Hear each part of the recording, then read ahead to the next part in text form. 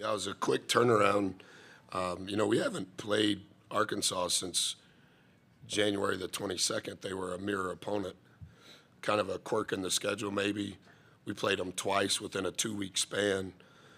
And so we had a lot of work to do since yesterday when they beat LSU. Our staff was phenomenal in the preparation for that. And then we got with our guys last night for mental practice, and they were as good as they've been all year.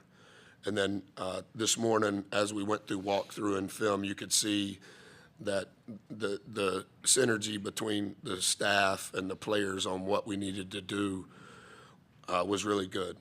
I think one of the things that I was unaware of, they lost those 3 games to start conference play and then lost 1 game in February, 1 game in March, I think, and those 2 losses were by a combined 5 points. They were playing at an unbelievable clip with the personnel groupings and the things that they had done to change. So really thankful for the response of our guys and the high level of work by our staff to be able to be in a position to beat a top 15 team. All right, we'll take your questions for either of the student athletes. If you'll raise your hand, we'll get a microphone to you. Let's go ahead and start on the middle aisle. Okay, thank you. For both guys, I mean, you guys are playing your 3rd straight day. They were playing the 2nd. You thought Arkansas would be the fresher team, but you guys looked fresher. What was the key to coming out with the energy you did and getting that 12-point lead in the first half? Hayden, would you take that first? I think it was really just a testament of what we've been preaching to each other all week. We know that for us to have a chance to win any game, it's got to start with our energy level, and it's got to start with how we attack the game, how we start the game, and how we start the second half. So I think whenever you preach that over and over and you really believe into it and buy into it, it'll end up happening. Same for Quentin. I would say the same thing he said, but I would go even further and say it's a testament of everything that we have done since the year started. All the work that we put in, from boot camp to individuals to the practices to all that. It's a testament of all of that. Raise your hand. Questions for either of the student athletes? Raise your hand. All right, let's go to the front row, left side. Thank you. Thank you. Hayden, Owen Buchanan, Tech Zags. Would you just talk about the impact you were able to? I know you came in early, and there might have been a couple of miscues here and there, but you came in, and I think after the timeout when they got within 3, did Coach call that play for you, or did it just work out? And then just your thoughts on the impact you were able to make on the game. Yeah, that was a play we kind of drew up. I mean, it was really up to Boots to make a good decision. He was the one that had the ball. It was really up to him to kind of get in the lane and read their defense, and he decided to turn around and give it to me, and I was just, I don't know, everything's clicking, believing in it, believing in what you're doing, and just never holding back. I think it's really ultimately what it was. Raise your hand. Other questions? Let's go to the back in the middle.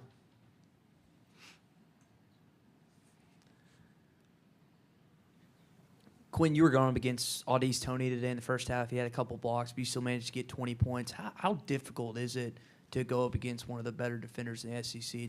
You were able to have success. Starting the game, it was a little frustrating. I was trying to find ways to score. And it was kind of frustrating because they was locked in on me, but I was just kind of telling my team that it'll open up for them because they were locked in on me. So every time I drive, they would corral me, and I was telling my teammates be on the field so I could hit you guys. So we just made adjustments around it, and as the game kept going, I just was able to find a way to score the ball. But that's just because my teammates were scoring as well, so it opened up the game for me. All right, raise your hand if you have other questions for either student athletes. Let's come back to the center aisle. Yeah, I think in the second half, Arkansas cut it to 3, seemed to get some momentum, but you guys pushed the lead back out to double digits. Then they cut it to 5. You guys pushed it back out to double digits. Seemed like you guys always had an answer when they would run back at you. Just what do you think was the key to that? Question was for who? But both, if that's okay. Okay. Hayden?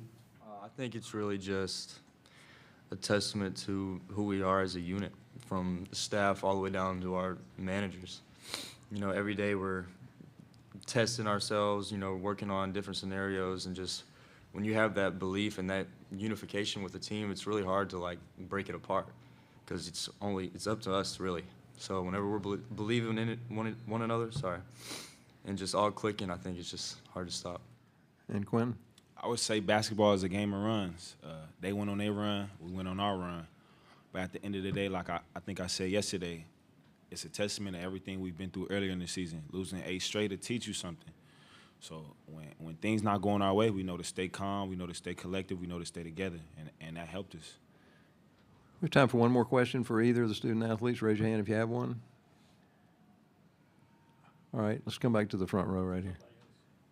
Are you good? I'll ask one more. All right, one question for one player. Quentin, do you feel like y'all should be in the NCAA tournament now? You think you clinched it? That's not up to me. I just go out there and I play my game. That's up to the higher ups. I just go out there and I try to make sure that me and my team are on the same page and that we play as hard as we can every night. All right, we'll excuse the student athletes. You can return to the locker room. Thank you. And we'll continue on with questions for Coach Williams. Raise your hand, and we'll get a microphone to you. Raise your hand. Questions for Coach. All right, start in the center aisle. Hey, Buzz, you know, Note's had rough shooting games, but he always finds a way to score 10, 12 at least. And sometimes he scores 30 if he isn't shooting that great. What did you guys do to hold him to 5? What was the key to that? He is so talented. I know I was a little too wordy in the initial introduction. He shot 100 more balls than anybody on their team. He's averaging 16 field goal attempts in SEC play. I just think he's the engine.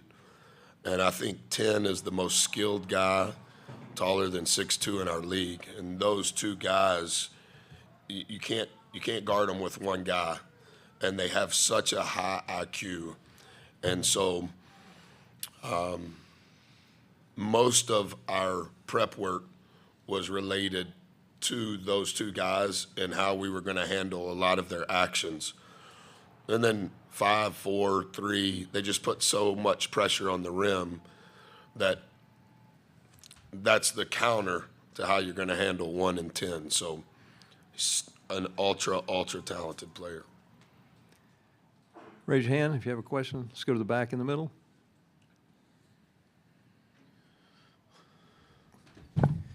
Coach, I was sitting right behind you yesterday when you were kind of scouting Arkansas, and I wonder from a coaching standpoint how much more you gain from watching a game in person than just watching film. Yeah, I know everybody makes fun of me. I think I'm probably the only head coach that still attends games. That's one of the NCAA rules that you're allowed to do. You know, if you're in a tournament, you can live scout. And when I was young in coaching, you could actually go scout games, live scout and watch somebody. That kind of went away a long time ago. And so I'm kind of like a little kid when I can actually watch a team and don't feel the stress of having to win or lose. So it's just good for me to get a feel for things that you can't pick up on tape.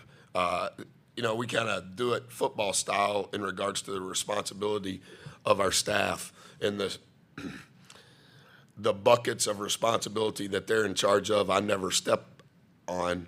But to be able to sit next to those guys and watch something live and go, what was that? Yeah, let me see it again. And then go back to the hotel and I saw it. And then I can watch it again on tape.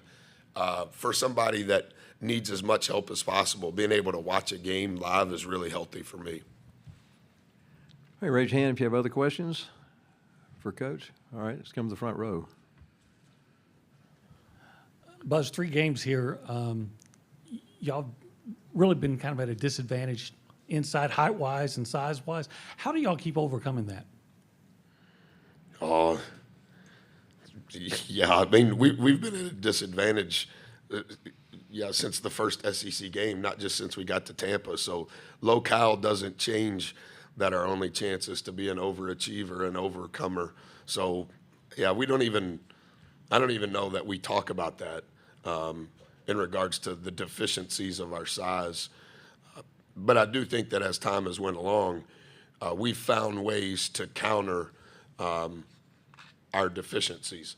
And one of the things that I've learned from our guys is they have been very comfortable receiving what they know their deficiencies are. Most players don't want to hear what they're not good at. But if you do want to receive what a deficiency is, and here's the counter to it, then you have a chance. And I think that's what's transpired with our group. Similar to what you've heard the 5 guys say that have been on post-game the last 3 days. Like, they're completely aware of how we're going to be attacked, and they've been accepting of that, and our staff has done an incredible job. When they do this, this is our counter to overcome our deficiency. Other questions? Raise your hand. All right, let's come back to the middle aisle. You know, but Buzz, the players talked about it, but what did you think of the energy you had playing a third straight day, and they were just playing a second day? It just looked like you guys were, you know, lighter on your feet or whatever. Yeah, I talked to a couple of the media people when we showed up, and maybe I should have been better prepared. You know, the NCAA allows you to work 6 days in a row, and so we took our off day for this week before we came here.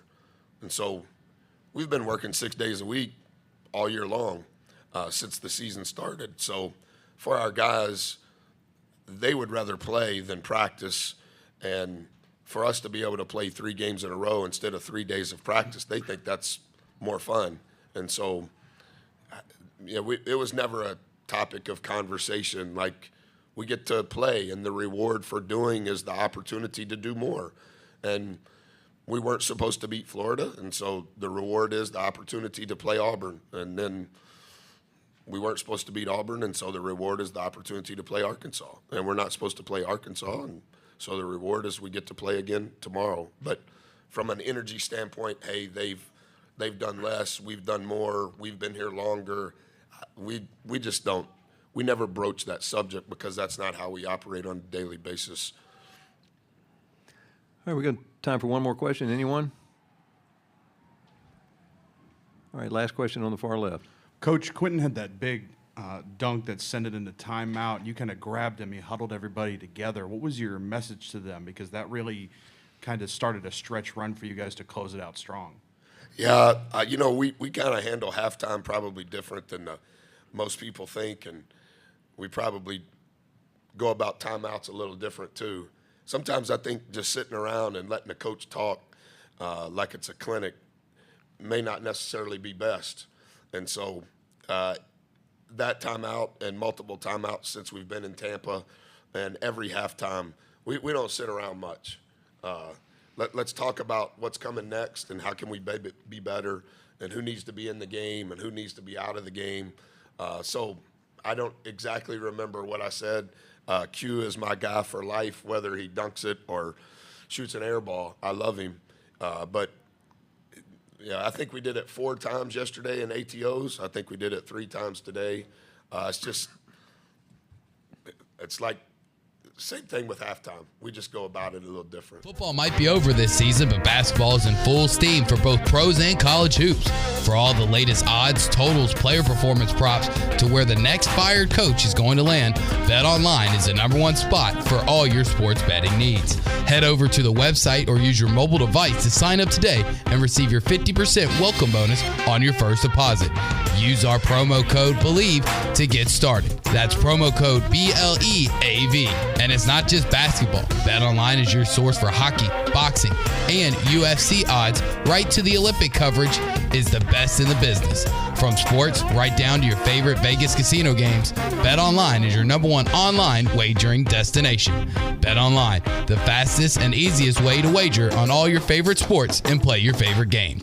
BetOnline, where the game starts.